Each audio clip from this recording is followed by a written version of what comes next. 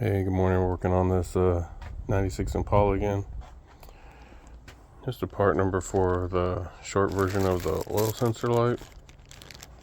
Shows 3 connections, but it only has 1 wire going to it, and that's how the original one is. She's back here on the LT one. Let's see, there we go. There's the connector here. It's not going to be a big job or anything. My oil light works, and the gauge. Actually, I don't think this car has a gauge. But what it is doing a long crank, and what the interwebs say that if it's doing a long crank, that it has to build oil pressure before it'll let the ignition fire. I don't know how true that is, but this car is doing that.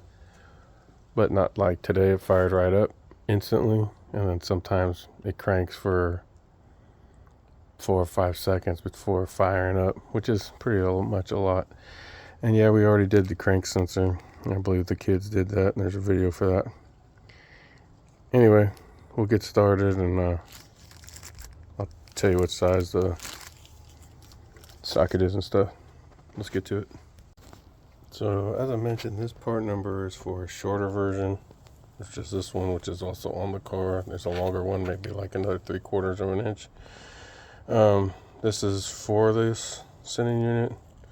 It is 1 1/16. As you see in here, it's a step down, so it could do either or. Anyway, I'm sure I got that at Kragen. This should be all the tools I need: an extension and a ratchet. All right. Well, I guess this doesn't happen often. It's the wrong part. She's a big 3/8. This is probably an 1/8, like you would see on a old school Chevy like that. So this one does have 3 prongs only, though it does use 1.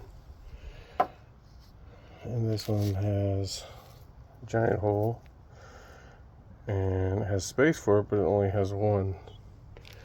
And I believe my connector has the one in the middle. So we'll get the part number off this one and order this one. Fun.